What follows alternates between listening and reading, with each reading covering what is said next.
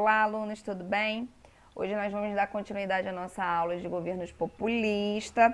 Lembrando que esse termo populismo foi utilizado para explicar as características dessa república populista no Brasil, que vai de 1945 a 1964, antes da ditadura militar, porque sim, houve ditadura militar, tá? O populismo é um termo utilizado para explicar as características desses presidentes, tá? Principalmente aqui na América Latina no século XX. E nós temos várias características para dar esse populismo. Primeiro é pluripartidarismo, a existência de vários partidos políticos. O carisma, né? O líder carismático, a relação do líder com o povo, né? A forte nacionalização que esses presidentes vão ter, a liderança desses presidentes baseada no seu carisma. E apesar de ter um pluripartidarismo, nós temos uma fragilidade nesse sistema partidário, tá?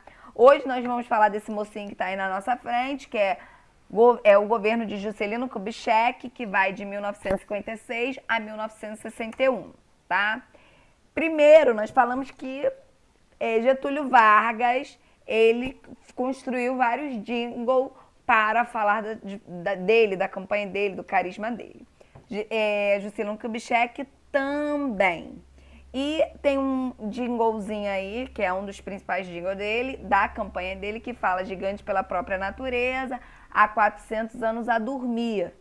São 21 estados, são teus filhos a chamar, agora vem lutar. Vamos trabalhar. Olha o nacionalismo aí. Tá dizendo aqui, o Brasil há 400 anos está dormindo, tá fazendo nada. E agora os seus estados, né, clamam a volta desse gigante que está dormindo, tá? Queremos demonstrar ao mundo inteiro e a todos que nós queremos dominar que o Brasil pertence aos brasileiros e um homem vai surgir para trabalhar. Aparece uma estrela radiosa neste céu azul de anil e seu nome é bandeira gloriosa para salvar este Brasil. Juscelino Kubitschek é um homem que vem de Minas, das basteias do sertão. Juscelino, ele é um homem bom, que além de patriota, é nosso irmão. Brasil, vamos para as urnas, povo democrata, gente varonil. Juscelino para presidente do Brasil. Lembrando, né, que eles usam muito o jingle com esse nacionalismo exacerbado, com o nacionalismo muito adentrado, para que eles possam se candidatar. Temos características muito próprias desse governo de Juscelino Kubitschek. O primeiro são 50 em 5. No início do seu governo, JK apresentou ao povo brasileiro o seu plano de meta. Esse plano de meta era chamado de 50 anos em 5 anos. Ele queria fazer, dentro da área da educação, da economia, da saúde, das indústrias, da infraestrutura, o que seria feito em 50 anos, ele queria fazer no plano de meta em 5 anos. Dentro desse plano de meta consistiu o quê? O investimento, principalmente nas áreas prioritárias. Que áreas essa? É o desenvolvimento econômico, principalmente a infraestrutura de rodovias, hidrelétricas e aeroportos e indústria, tá? Principais acontecimentos desse governo de JK. Nós temos construção de estrada Belém-Brasília e as usinas de Furnas e Três Marias. Nós temos hoje, que é a capital do Brasil, tá? Que é Brasília, em 1960. Então, nós temos a construção aí com Juscelino Kubitschek. Nós temos implantação de indústria automobilísticas vindo para o Brasil. É quando nós abrimos a economia para os estrangeiros vir implantar suas indústrias aqui. Nós temos empréstimos, então temos principalmente para a construção de Brasília, tá? Então nós temos um endividamento externo, não que nós já não tivéssemos, nós já tínhamos, mas aí nós temos mais empréstimo, mais endividamento. Nós temos uma urbanização interna e desordenada. Lembrando que a Constituição de Brasília nos mostra isso. A Brasília é feita para os poderosos, para os ricos, para os políticos. E onde vai ficar aquelas pessoas que vieram, que são chamados jagunços, que vieram do norte e nordeste do Brasil para construir Brasília? Brasília não foi feita para eles. Tá? Nós vamos falar isso mais à frente. Nós temos a criação da Sudene. Nós temos também a inflação e a concentração de renda. Então, nós temos a inflação crescendo no período JK. E em 1960, nós temos o rompimento com o FMI. Aí, nós temos o trecho, tá? Hoje, é uma foto de hoje, que é o trecho de Tocantins, Brasil. Tá? E aí, ao ladinho, nós temos a esplanada dos Ministérios de Brasília no osso, né? No esqueleto, ela sendo construída em 1959. Anos Dourados. O governo de Juscelino Kubitschek recebeu esse nome, recebeu esse título de Anos Dourados, devido à rápida industrialização na década de 50. A construção de Brasília é um momento de prosperidade que atingiu a elite e a classe média. Os anos dourados estavam associados ao espírito otimista e inovador do período. Com a popularização,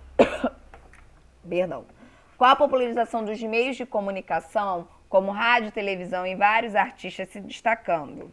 As músicas mais populares eram as marchinhas, o samba canção.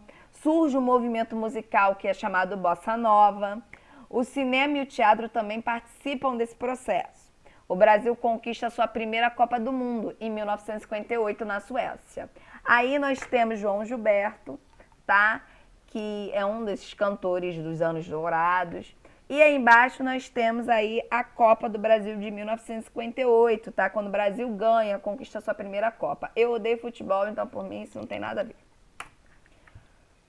Aí nós temos o Varre, Varre, Vassourinha. O Varre, Varre, Vassourinha é o governo de Jânio Quadros em 1961. Esse cara aí mesmo, esse cara.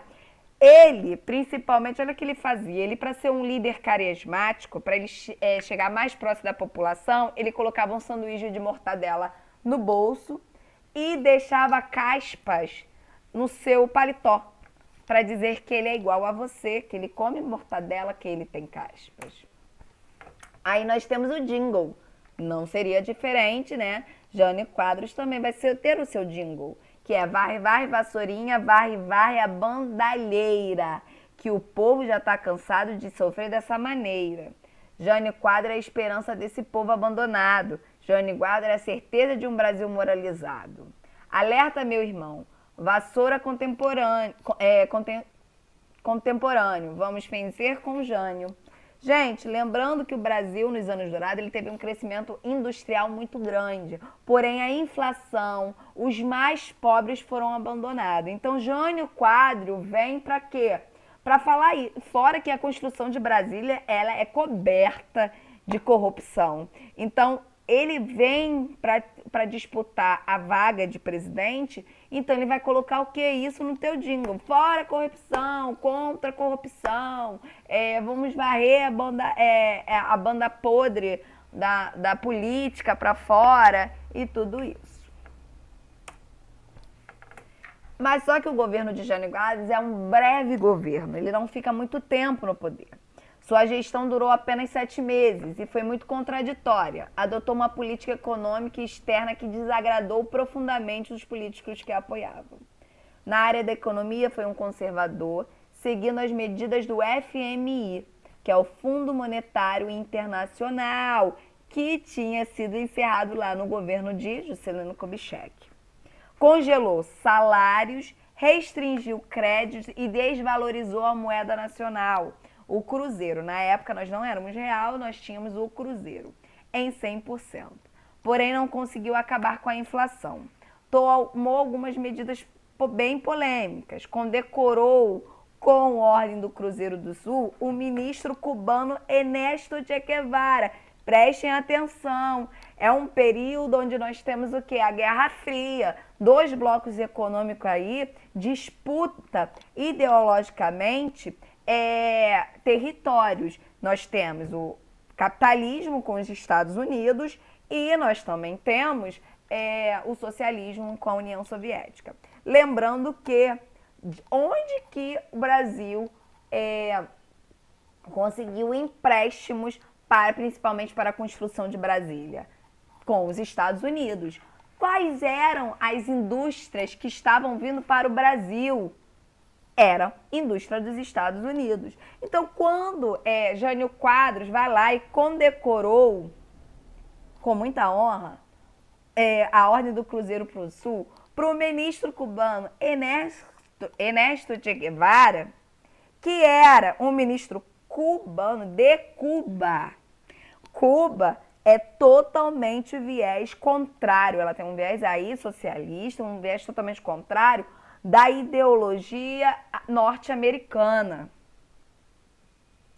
Principalmente nesse período, o grande inimigo dos Estados Unidos, além ali do socialismo na União Soviética, é Cuba. Tá? Então, o que acontece? Os políticos que apoiavam Jânio Quadros começaram a achar essas atitudes deles um pouco polêmicas, tá? Proibiu, aí vamos lá, dando continuidade, ele proibiu as brigas de galo, que eram brigas muito comuns no Brasil, proibiu o lança-perfume e o uso de biquínis em desfiles de beleza. Ele era bem conservador. Diante de suas ações, ele perdeu o apoio político e Carlos Lacerda, se lembra do Carlos Lacerda, aquele que era inimigo de Vargas? Foi à televisão acusar de abrir as portas do Brasil ao comunismo. Quando ele vai lá e condecora Che Guevara, Carlos Lacerda vai falar o quê? Aí, ó, ele tá dando a mão ao inimigo, ele tá dando a mão ao comunismo. Sem apoio político, após 7 meses, Jânio Quadros faz o quê? Bárbara Passarinha renuncia, afirmando forças terríveis haviam levado a tomar aquele gesto. Então, ele vai renunciar o cargo de presidente do Brasil. Aí, quem entra no poder? Quem? O nosso último presidente civil antes da ditadura militar de 64. Ditadura civil-militar, tá? Nós vamos falar isso na próxima aula, que vai ser sobre a ditadura civil-militar e por que nós usamos esse termo civil-militar, tá? O governo de João Goulart, que vai de 1961 a 1964, tá? Campanha da legalidade e posse. Após a renúncia de Jânio Quadros, os militares e líderes da UDN tentaram impedir a posse do vice-presidente João Goulart, o acusando de ser um perigo comunista. Por quê? O presidente do Brasil, que era Jânio Quadros, ele foi lá e condecorou quem? O comunista Che Guevara. Então, o que acontece? Estados Unidos já começa ali, olha, não vai ter empréstimo, vamos fechar nossas empresas, blá, blá, blá, blá, blá, blá, blá, blá. O que acontece? Jânio Quadros renuncia a presidência do Brasil. Quem vai assumir é quem? O seu vice-presidente, que é João Goulart. Mas só que militares e líderes da UDN começam a falar o seguinte: mas se ele é vice-presidente de Jânio Quadros, ele não pode ser presidente, porque assim como Jânio Quadros, ele foi lá e condecorou o comunista Che Guevara, ele também vai ser um inimigo da sociedade, porque o inimigo é subversiva, o inimigo é quem? É o socialismo, o inimigo é o comunismo, o inimigo é Cuba, o inimigo é... enfim. Então, começa a tentar impedir essa posse de João Goulart. Com a posse de João Goulart, formou-se 2 grupos políticos. Um favorável, que era favorável à posse de João Goulart, e outro que era contra o seu governo. Leonel Brizola, cunhado de Jango, como era conhecido João Goulart, e outros políticos da época organizaram uma campanha chamada da legalidade, porque a posse de João Goulart, de Jango, ela é legal. Então, ficou chamado de a campanha da legalidade, que utilizava os meios de comunicação para obter o apoio à posse de João Goulart. Diante das divergências políticas entre o grupo que apoiava e o grupo que não apoiava, a solução encontrada pelo Congresso foi qual? foi estabelecer o sistema parlamentarista, em que o presidente exerce a função de chefe de Estado e de primeiro-ministro. Seria o chefe de governo. O que acontece? A emenda constitucional que estabeleceu o parlamento, que previa esse sistema, deveria ser confirmada através de um plebiscito. O que é plebiscito? É consulta popular. A população vai ter que votar, a população vai ter que dizer se aceita o sistema parlamentarista no Brasil, aonde, né, o presidente vai exercer todas as funções de chefe de Estado, de primeiro-ministro. O que acontece? Em 6 de janeiro de 1963, cerca de 10 milhões de pessoas votaram pelo fim deste sistema de governo e pela volta do presidencialismo no Brasil, tá? Então, nós vamos ver algumas características do governo de Jango, que é João Goulart. Primeiro, nós temos a lei de remessa de lucros. O que essa lei dizia? Ela limitava a quantidade de dólares enviados pelas multinacionais para o exterior. Segunda característica, descontentamento dos Estados Unidos e da oposição ligada à UDN. Nós também temos o Plano Trienal de Desenvolvimento. Reforma de base, se ele falava o quê? Tinha que investir na reforma agrária, educação, na educação eleitoral e também na educação tributária. Nós temos a mobilização intensa de vários setores da sociedade brasileira. Estudantes brasileiros, operários e de ligas camponesas também. Em 1963, retomada de poderes, volta do presidencialismo, o plebiscito.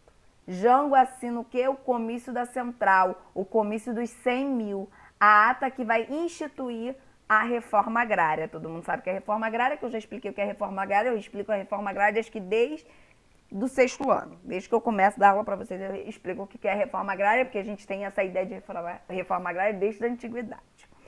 Aí nós temos o quê? A Marcha da Família com Deus e pela Liberdade, que é uma passeada de oposição ao governo Jango, que vai dizer que aquela marcha é a marcha da família, é a marcha de Deus, é a marcha da liberdade do país, tá? Que vai ser formada pelas pessoas de classe média, autoridades civis, senhoras católicas e empresários. Aí nós temos o quê? Em 1964, o golpe na democracia. Nós temos dia 31 de março de 1964, as Forças Armadas colocam os tanques de guerra na rua, depondo Jango. E os militares assumem o poder. Em 4 de abril, faz-se o primeiro AI, que é o Ato Inconstitucional 1. Ato Inconstitucional 1. O Brasil mergulha numa ditadura que vai durar 21 anos, que vai ser a nossa próxima aula. Jango, ele sai do país, tá? Porque ele vai ser Ai, esqueci o nome. Ele vai ser um inimigo político, ele vai ter que sair do país e os militares assumem o poder no dia 31 de março de 1964. Começa a ditadura civil-militar no Brasil, que vai ser o tema da nossa próxima aula. Um grande beijo, abraço, em breve nós estaremos juntos.